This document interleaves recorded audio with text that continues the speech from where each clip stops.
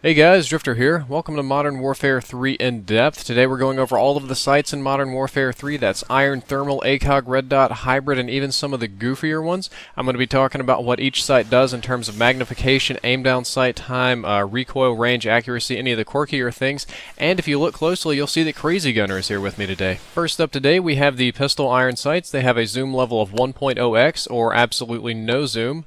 The next step up from that, you've got SMG, LMG, machine pistol, and shotgun iron sights. You get a little bit of zoom at 1.2x, and I believe that this is just kind of to simulate the level of focus that you have when aiming down sights. The next step up from that is assault rifle iron sights. You're going to zoom in 1.35x when you look down the sights of an assault rifle. The first proper sight today is the red dot sight. When you're aiming down sights on the red dot, you're going to get a 1.35x zoom. It doesn't affect recoil, accuracy, draw time, or aim down sight time in any way. It's a very clear overall sight.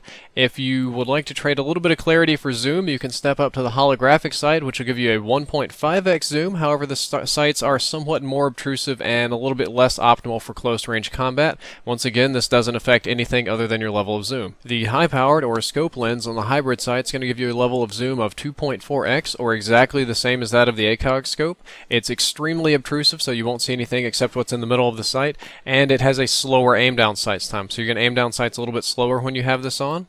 The hybrid holographic or lower level zoom scope on the hybrid scope is going to give you a 1.2x zoom. That's going to be the same as submachine guns and whatnot, just as obtrusive as the holographic, and it still has the slower aim down sight time. The HAMR scope for submachine guns is very similar. On your HAMR high scope, you're going to get a 2.4x level of zoom. You're going to get slightly slower aim down sight time. On the low or red dot sight on the HAMR scope, you're going to get a 1.35x zoom, which is higher than normal for submachine guns, same as the assault rifles if you remember correctly. Once again, slower aim down sights time. Overall, this sight is a lot less obtrusive than the hybrid on assault rifles. The ACOG scope is actually a little bit complicated. You get a 2.4x zoom on the ACOG scope, just like the hybrid. It's a little bit obtrusive. Your aim down sights time is slower on any weapon when you put the ACOG scope on it, and your recoil increases. Let me say this again. ACOG scopes actually do increase your recoil because they lower the weapon's center speed. However, they do not increase range. I get this in my inbox a lot. ACOG scopes have absolutely no effect on the range of the weapon.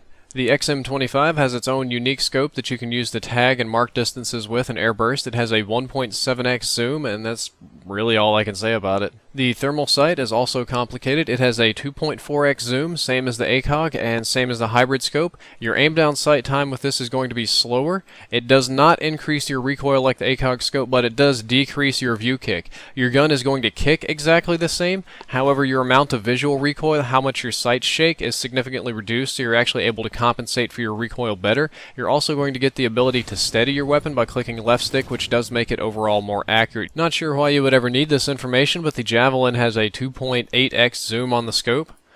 The normal sniper rifle scope has a 4.8x zoom. It also comes with the ability to click to stabilize, which is going to make your shots more accurate over range.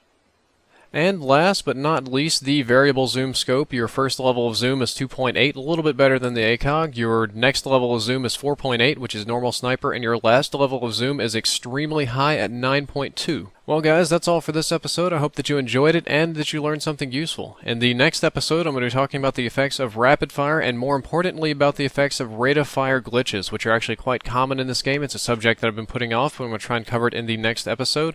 Normally at the end of these in-depth episodes, I'm linking you everywhere. I'm telling you to check out this and check out that, but today I think you should just enjoy some clips of Ozzy being a troll while we were filming the Hunger Games parody. Drifter out.